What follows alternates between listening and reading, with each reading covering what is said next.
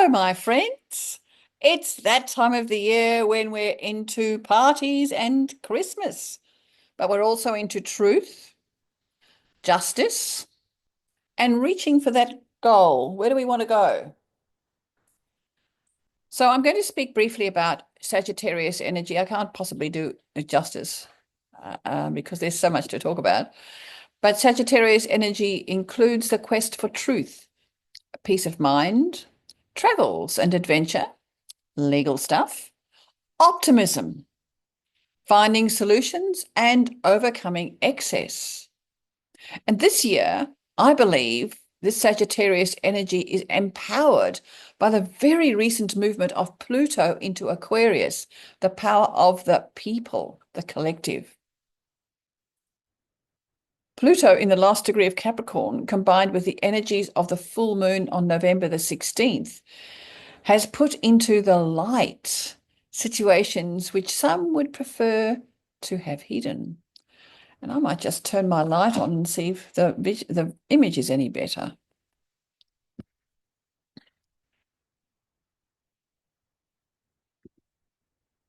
Is it? I don't know. Spiritual conversations are appropriate with this energy, and many folk are questioning traditional belief systems, many of which are unraveling to reveal manipulation over centuries. But it's party time. I've been to Thanksgiving and Christmas parties. What about you? So let's talk initially, to start with, about light, truth, and justice. I find it quite interesting that the truth of what we as a collective have been subjected to over the last few years is at last gaining some real light. Some may find that confronting. And there are others who have all along known the truth, who are wanting to move on and use their energy to create a better future for ourselves. And while it's good for the truth to be exposed, I prefer to spend my time creating the future I would like to enjoy with my children and my grandchildren. Pluto in the last degree of Capricorn, combined with the energies of the full moon on November the 16th, has put into the light situations which some would prefer to have hidden. And this is precisely how Pluto likes to work. Now, with the energy moving into Sagittarius, seeker of the truth, exposure continues. Now, you may be aware that in Queensland, Dr. William Bay, because of his own beliefs and ethics, which were in conflict to the governing bodies of the medical profession, William was suspended from medical practice about 2 years ago. And since then, he's lost a lot.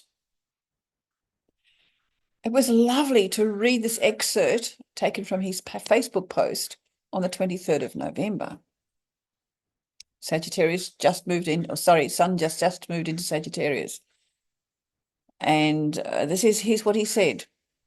Despite being proved right about this bioweapon, I remain suspended from medical practice and have lost everything material, but have gained a closer connection with God, the admiration of many everyday Australians, and the respect of my patients. In the final day of my trial against APRA and the medical board, 23rd of October 24, counsel for APRA and the board accused me, without foundation, of practicing illegally as a doctor for being unvaccinated. They even told the judge that in Australia one needed to prove their innocence first. Otherwise, doctors like me were presumed to be guilty. Now, really, that's absolute nonsense. I have always understood that the way our justice system works is that the accused is innocent until proven guilty. Anyway, going back to William, I am pleased to report that APRA and the board have conceded that their accusation was a complete farce. Close quotes. So now this is me speaking. This is a clear case that Pluto in Capricorn, top-down power, APRA and the medical board, which successfully prevented William and many other doctors from practicing as medical professionals, has lost that power. Judgment is still pending, I watch with interest. Sagittarius is about legal stuff, truth, and justice. For me, may justice prevail and the collective be served. Now, Dr. John Campbell on YouTube, and you just Google YouTube and Dr. John Campbell. He's got lots of really interesting videos, and he has been exposing statistics relating to the injuries and deaths, contradicting the exhortations offered by authorities, Pluto and Capricorn, in most Western countries that the was safe and effective. These are only two examples that I can offer. Maybe you can share with me what you know that might support evidence of this energy shift of Pluto from Capricorn into Aquarius. Astrologically, Sagittarius energy is associated with religion, philosophy, and higher power. Neptune in Pisces, spiritual connections, is making happy sextile with Uranus change in Taurus. Are our young folks seeking other belief systems? Are they turning away from the traditional religious organizations and seeking something different? Is the universe exposing truths, other truths that warrant consideration? What do you think? What about our health in Sag? As for our bodies, Sagittarius rules hips and thighs amongst other parts. Are you doing your stretching to keep your hips flexible? Are you exercising regularly to keep these hips moving? Perhaps you should check out my video, Yoga for Sagittarius.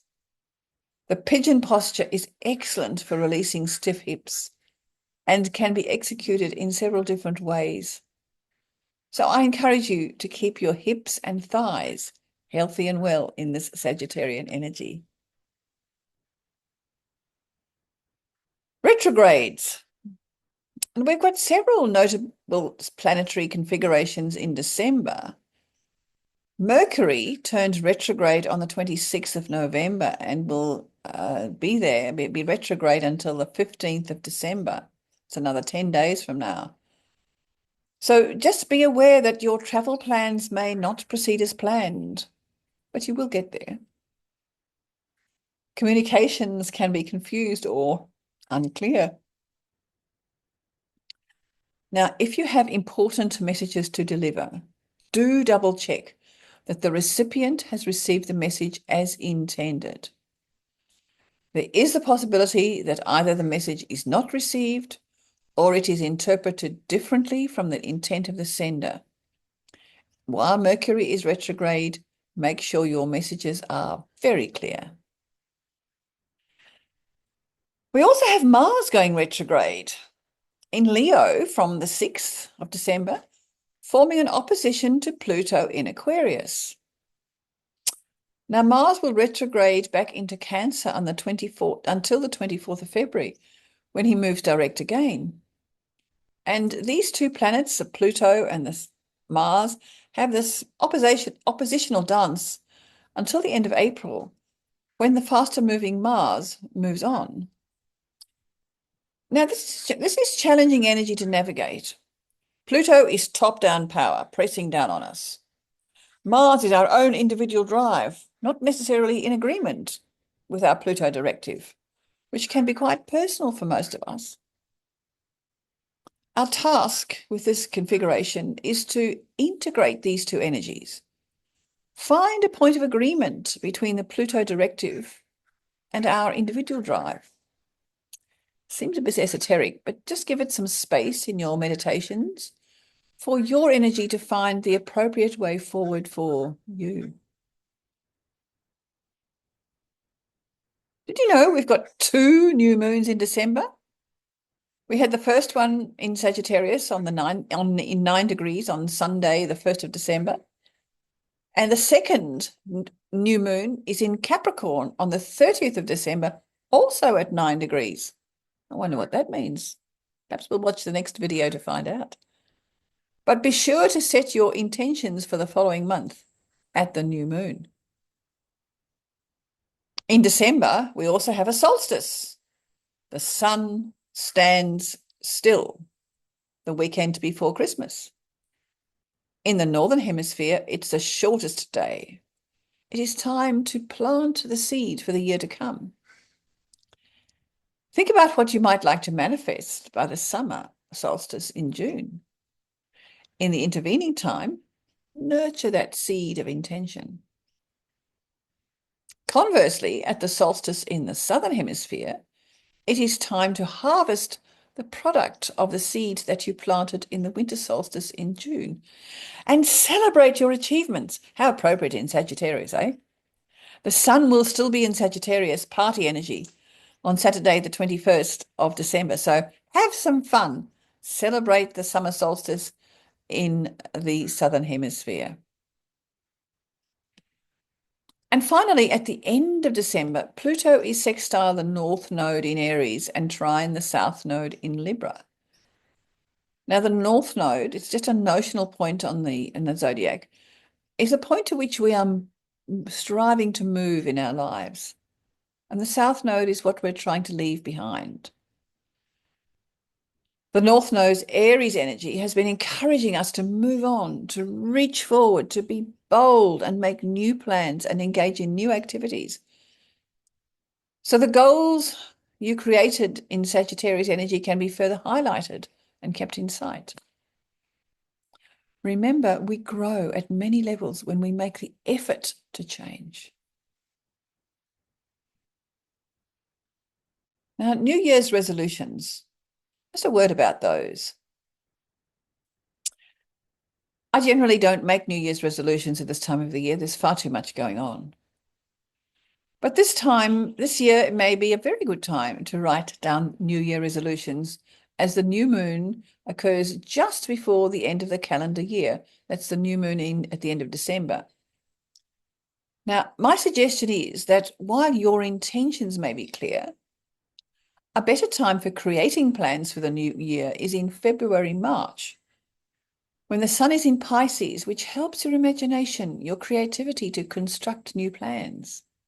So then, when the sun moves into Aries in March, it's the time for executing those plans, using the energy of Mars and Aries to really set the ball rolling. What do you think about social media controls? Do you think the government should have that capacity? A few weeks ago, I was a guest at a dinner party hosted by a friend who is politically active, working towards a political reality that really serves the people. All us guests were presented with envelopes to address to senators who had the power to oppose a recent bill just snuck through the lower house, which was intended to restrict our personal freedom of speech, amongst other matters. Freedom of speech restricted? The envelopes held a card outlining the reasons the bill should be opposed. Now, for me, with Pluto moving from Capricorn into Aquarius, I was fairly confident that the bill would not be passed by the upper house. It is very clearly does not serve the interests of the people. And this has proved to be the situation, and we can all sigh with relief at the moment. But in the meantime, the press does report the successful promulgation of a bill restricting those under 16 to various social media platforms. And I watch with interest to see how it might be implemented. You know, in my opinion, social media platforms were intended to be places where folk can freely exchange information without controls, without censorship. And I believe it should remain so. And again, in my opinion, I know it's tough. The onus should be on parents to educate and control their children's access to social media. What do you think? Send me a note, let me know. Now, we had Black Friday on the 29th of November. And black, why is it black?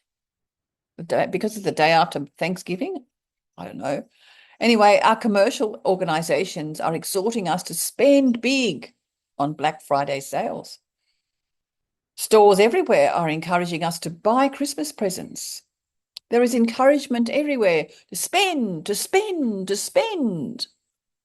Sagittarius, ruled by Jupiter, finds it easy to spend, more than sensible, more than you can afford. So be sensible. Spend within your budget and your means. Don't go into debt. It's not smart. White hats or black hats? I was part of a conversation recently that mentioned the existence of groups of goodies, spiritual goodies, who work behind the scenes with spirit and energies that we may not understand to take down, pardon me, those beings, those entities who are perpetrating evil amongst us. This evil may extend to untruths being circulated and people being targeted by dubious, dark, evil energies. What do you think? Could this spiritual energy actually exist? Are you part of such a good spiritual group? Or do you think it's all a load of nonsense? My perspective is that groups of good spirits have been with us for a very long time. And I have been in discussions with others over several years about this very topic. And the intentions of the goodies to take down the baddies. Stuff of science fiction? Or is it Neptune playing games with my Mercury mind? What do you think? Let me know. Send me a message. Now, Thanksgiving. I consider myself most fortunate to have been invited to not one, but two Thanksgiving dinners this year. Now, this is not an Australian celebration, but Aussies like any excuse for a party. It's always good to focus on our good fortune and give thanks for our many blessings we enjoy. Traditionally, this North American celebration occurs at harvest time, encouraging folk to be thankful for a good harvest and plentiful food. We had a lovely dinner party, engaging in some quite spiritual conversation over the pumpkin pie I made with coconut cream rather than dairy cream. Still tasted pretty good. Now, some of you often have a white Christmas. Some of you have experienced a white Christmas, although you live in the Southern Hemisphere.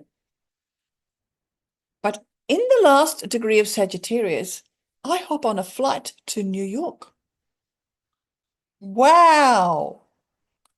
Optimistic that this is the time for a white Christmas. I've never experienced one. And just 2 weeks in North America before I fly home again to my summer place in Popanka to thaw out. I do understand overnight there was snow very close to New York and it's threatening to snow, I believe. We shall see. I'll tell you next time. Now, iboga treatment. My friend Janine, who conducts a detox facility where I teach yoga, is taking a few clients to Mexico to experience iboga, a plant-based treatment, supervised and facilitated by both a shaman and a doctor. And in the past, she has had excellent results for depression, PTSD, and other trauma conditions. So if you're interested, I'll give you some information if you contact me. And finally, I am teaching yoga at the Sacred Power of the Wise Women retreat between the 7th and the 9th of March next year. And if you are interested, please contact Rhonda or Sunda Devi, and I will put the connections in the notes. In the meantime, have a fabulous Sagittarius time, beautiful Christmas, and I shall talk to you later in the month. Bye for now.